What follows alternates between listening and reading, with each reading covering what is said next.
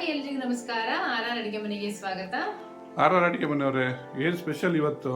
ಬ್ರೇಕ್ಫಾಸ್ಟ್ಗೆ ಮತ್ತೆ ಲಂಚ್ ಬಾಕ್ಸ್ಗೆ ಒಂದು ರೆಸಿಪಿ ಮಾಡ್ತಾ ಇದೀನಿ. ತುಂಬಾ ಈಸಿಯಾಗಿ ಆಗುತ್ತೆ ಮತ್ತೆ ಕ್ವಿಕ್ ಆಗುತ್ತೆ. ಬನ್ನಿ ಹೇಗ್ ಮಾಡೋದು ಅಂತ ಮುಂದೆ ವಿಡಿಯೋದಲ್ಲಿ ನೋಡೋಣ.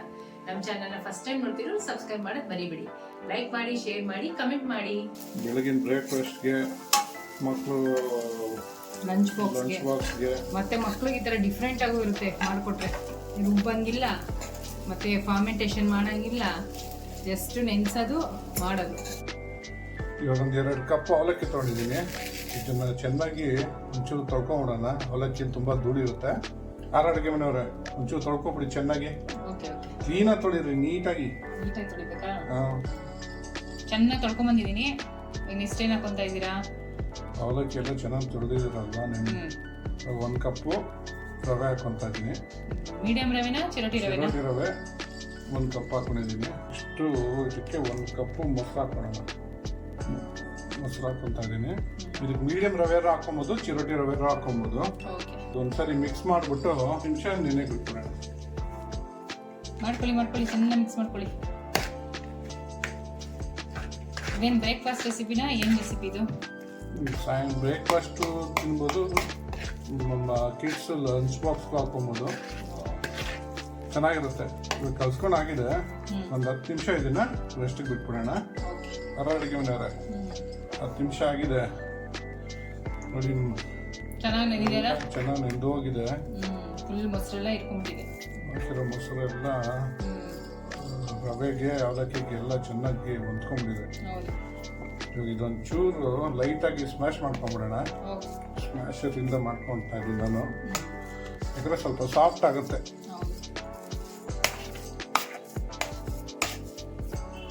ಸ್ಮ್ಯಾಶ್ ಮಾಡ್ಕೊಂಡಾಗಿದೆ.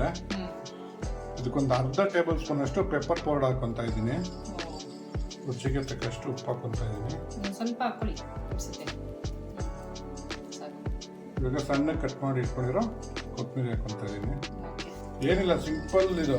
ಬೆಳಗ್ಗೆ ಬ್ರೇಕ್ಫಾಸ್ಟ್ಗೂ ಮಾಡ್ಕೊಬೋದು, ಸಾಯಂಕಾಲ ಸ್ನ್ಯಾಕ್ಸ್ ಥರನೂ ಟಿಫನ್ ಥರನೂ ತಿನ್ಬೋದು. ತುಂಬ ಚೆನ್ನಾಗಿರುತ್ತೆ. 10 ನಿಮಿಷ ರೆಸ್ಟ್ ಬಿಡೋದು ಅಷ್ಟೇ ಕೆಲಸ. ಅದು ಬಿಟ್ಟರೆ ಎಲ್ಲ ಬೇಗ ಆಗೋಗುತ್ತೆ. ಇವಾಗ ಇದನ್ನು ಚೆನ್ನಾಗಿ ಒಂದ್ಸರಿ ಮಿಕ್ಸ್ ಮಾಡ್ಕೊಂಬಿಡೋಣ. ಮತ್ತೆ ಇಂಗ್ರೀಡಿಯೆಂಟ್ಸ್ ತುಂಬ ಕಮ್ಮಿ, ತುಂಬ ಈಸಿ. ಮನೇಲಿ ಅಂತ ಇರೋ ಇಂಗ್ರೀಡಿಯೆಂಟ್ಸೇ. ಅವಲಕ್ಕಿನೂ ಇರುತ್ತೆ, ರವೆನೂ ಇರುತ್ತೆ. ಆರ್ ಅಡಿಗೆ ಮನೆಯವ್ರೆ, ಚೆನ್ನಾಗಿ ಒಂಚೂರು ಕಲಸಿ ನಿಮ್ಮ ಕೈಯಾರ.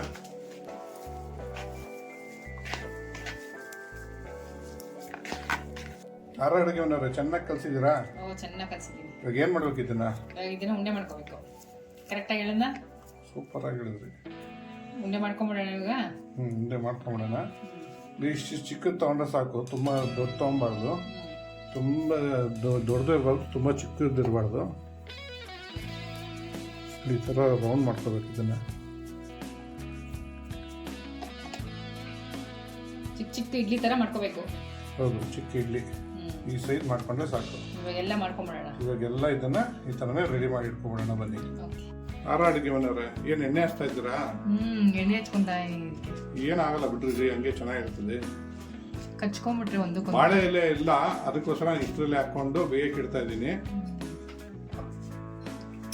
ನೋಡಿ, ಈ ಥರ ಎಲ್ಲ ಉಂಡೆ ಮಾಡಿ ಇಟ್ಕೊಂಡಿದ್ದೀನಿ.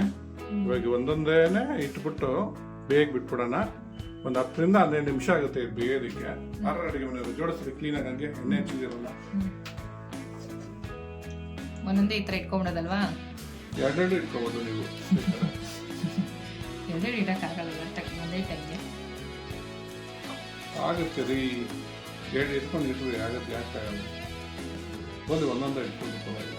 ನಾವು ಆಲ್ರೆಡಿ ನೀರು ಕಾಯಕ್ಕೆ ಇಟ್ಕೊಂಡಿದ್ದೀನಿ. ಇಡ್ಲಿ ಬೇಯಕ್ಕೆ ಪಾತ್ರೆಯಲ್ಲಿ ನೀರು ಆಲ್ರೆಡಿ ಕಾದಿದೆ. ಜೋಡಿಸ್ಕೊಂಡು ಬೇಗ ಇಟ್ಕೊಳ್ಳೋದು ಅಷ್ಟೇ. ಜೋಡಿಸ್ಕೊಂಡಾಗಿದೆ. ಸರಿ, ಮುಚ್ಚಿಟ್ಬಿಡಿ. ಬೇಗ ಬಿಟ್ಬಿಡೋಣ. ಇದು ಒಂದು 10 ರಿಂದ 15 ನಿಮಿಷ ಆಗುತ್ತೆ. ಆಲ್ರೆಡಿ 3 ಸರಿ ಹೇಳ್ಬಿಟ್ಟಿದ್ದೀನಿ ನಾನು. ಫ್ಲೇಮ್ ಕೊಟ್ಬಿಟ್ಟು ಮೀಡಿಯಂ ಫ್ಲೇಮಲ್ಲಿ ಬೇಗ ಇಟ್ಕೊಳ್ಳೋಣ.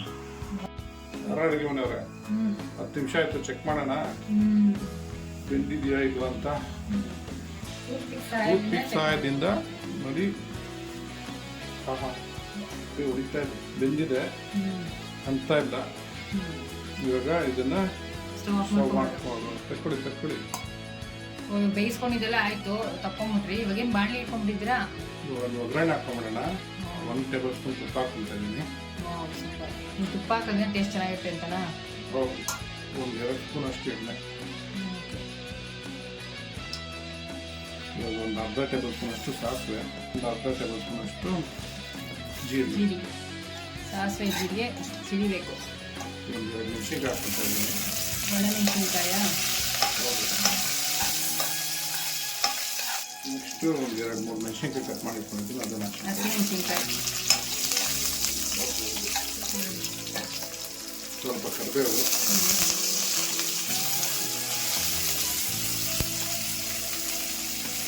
ಒಂದು ಟೇಬಲ್ ಸ್ಪೂನ್ ಅಷ್ಟು ಬಿಳಿ ಎಳ್ಳು. ಏನೇನೋ ಹಾಕ್ತಿರಪ್ಪ ನೀವು ಸೂಪರಾಗಿ. ಸ್ವಲ್ಪ ಹಿಂಗು. ಫ್ರೈ ಮಾಡ್ಕೊಂಬೋಣ. ಸ್ಪೂನಲ್ಲಿ ಸ್ವಲ್ಪ ಇದೆ ನೋಡಿ ಎಳ್ಳು ತಗೊಂಡು. ಇವಾಗ ಇದಕ್ಕೆ ಒಂದು ಅರ್ಧ ಟೇಬಲ್ ಸ್ಪೂನ್ ಅಷ್ಟು ಕಾಶ್ಮೀರಿ ಚಿಲ್ಲಿ ಪೌಡರ್ ಹಾಕ್ಕೊತಾ ಇದ್ದೀನಿ. ಇನ್ನೊಂದು ಬಿಸಿ ಆಗ್ಬೇಕಲ್ಲ?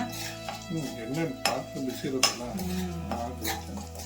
1 ಟೇಬಲ್ ಸ್ಪೂನ್ ಅಷ್ಟು ಚಟ್ನಿ ಪುಡಿ ಹಾಕ್ಕೊತಾ ಇದ್ದೀನಿ. ಚಟ್ನಿ ಪುಡಿನಾ? ಹೌದು. ವಾವ್. ನೀವು ಯಾವ ಚಟ್ನಿ ಪುಡಿ ಹಾಕೊಂತ ಇದ್ದೀರಾ? ಇದು ಕಡಲೆಬೇಳೆ ಚಟ್ನಿ ಪುಡಿ ಹಾಕ್ಕೊತಾ ಇದ್ದೀನಿ ನಾನು.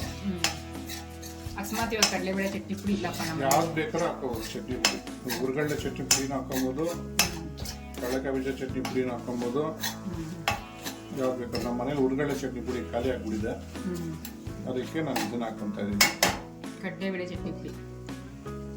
ಇವಾಗ ಆವಾಗಲೇ ಬೇಯಿಸಿಟ್ಕೊಂಡಿದ್ವಲ್ಲ, ಅದನ್ನ ಇದಕ್ಕೆ ಹಾಕೊಂಡ್ಬಿಡೋಣ. ಓಕೆ. ಒಗ್ಗರಣೆಲೆ ಸ್ವಲ್ಪ ಫ್ರೈ ಆಗಬೇಕು, ಬಾಡಿಸ್ಕೊಬೇಕು. ಮಸಾಲೆ ಇವಾಗ ಚಟ್ನಿ ಪುಡಿಯಲ್ಲಿ ಒಗ್ಗರಣೆ ಹಾಕಿದ್ವಲ್ಲ, ಅದೆಲ್ಲ ಇದಕ್ಕೆ ಚೆನ್ನಾಗಿ ಅಂಟ್ಕೊಂಡಂಗೆ ಒಂದು 2-3 ನಿಮಿಷ ಫ್ರೈ ಮಾಡ್ಕೊಂಡ್ರೆ ಸಾಕು. ವಾವ್, ಸ್ಮೆಲ್ ಅಂತೂ ಗಮ್ ಅಂತ ಇದೆ. ಬೆಳಗಿನ ಬ್ರೇಕ್ಫಾಸ್ಟ್ಗೆ, ಮಕ್ಕಳು ಲಂಚ್ ಲಂಚ್ ಬಾಕ್ಸ್ಗೆ, ಮತ್ತೆ ಮಕ್ಕಳು ಈ ಥರ ಡಿಫ್ರೆಂಟ್ ಆಗೂ ಇರುತ್ತೆ ಮಾಡಿಕೊಟ್ರೆ. ಈಸಿ, ಬೇಗನೂ ಆಗ್ಬಿಡುತ್ತೆ. 10 ನಿಮಿಷ ಮ್ಯಾರಿನೇಟ್ ಬಿಟ್ಟರೆ, ಮ್ಯಾರಿನೇಟು ನೆನೆಯೋದು 2 ಒಂದು. ಆಮೇಲೆ ಇದನ್ನ ಹಾಕೊಂಡ್ಬಿಟ್ರೆ ಸಾಕು, ರೆಡಿ ಹೋಗುತ್ತೆ ಬ್ರೇಕ್ಫಾಸ್ಟ್ಗೆ. ರುಬ್ಬಂಗಿಲ್ಲ ಮತ್ತೆ ಫಾರ್ಮೆಂಟೇಷನ್ ಮಾಡಂಗಿಲ್ಲ, ಜಸ್ಟ್ ನೆನೆಸೋದು ಮಾಡೋದು. 10 ನಿಮಿಷ ಟೈಮ್ ಬೇಗ, 10 ನಿಮಿಷ ನೆನ್ಸಕ್ಕೆ 10 ನಿಮಿಷ, 20 ನಿಮಿಷ. ಇನ್ನೊಂದು 2-3 ನಿಮಿಷ ಈ ಒಗ್ಗರಣೆಗೆ. 20-22 ನಿಮಿಷದಲ್ಲಿ ಒಂದು ಸೂಪರ್ ಆಗಿರೋ ಬ್ರೇಕ್ಫಾಸ್ಟು. ಮತ್ತು ಮಕ್ಳಿಗಂತೂ ಲಂಚ್ ಬಾಕ್ಸ್ ಈ ಥರ ಮಾಡಿಕೊಟ್ರೆ ಸೂಪರಾಗಿ ತಿನ್ಕೊಂಡು ಬರ್ತಾರೆ. ಸಖತ್ತಾಗಿದೆ ನೋಡೋಕ್ಕೇನೆ. ಇವಾಗ ಮೇಲೆ ಸ್ವಲ್ಪ ಕೊಬ್ಬರಿ ಹಾಕ್ಕೊತಾ ಇದ್ದೀನಿ, ಹಸಿಕಾಯಿ ತುರಿ. ಇದು ಆಪ್ಷನಲ್ಲು. ಯಾರು ಕೊಬ್ಬರಿ ಇಷ್ಟಪಡಲ್ಲ ಅಂದರೆ ಅವರು ಸ್ಕಿಪ್ ಮಾಡ್ಕೊಬೋದು.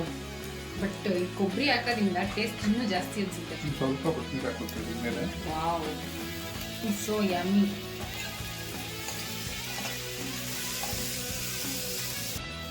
ನೋಡಿ, ಇವಾಗೆಲ್ಲ ಚೆನ್ನಾಗಿ ಬಿಸಿ ಆಗಿದೆ. ಇವಾಗ ಆಗಿದೆ, ಇದನ್ನ ಸ್ಟವ್ ಆಫ್ ಮಾಡ್ಕೊಂಬೋಣ. ಇದು ತಿನ್ನಕ್ಕೆ ರೆಡಿ ಆಗಿದೆ. ಇವಾಗ ಪೋಹಾ ಬೈಟ್ ರೆಡಿ ಆಗಿದೆ. ಟ್ರೈ ಮಾಡಿಬಿಟ್ಟು ಹೇಗಿತ್ತು ಅಂತ ಕಮೆಂಟ್ ಬಾಕ್ಸಲ್ಲಿ ತಿಳಿಸಿ. Thanks for watching our video.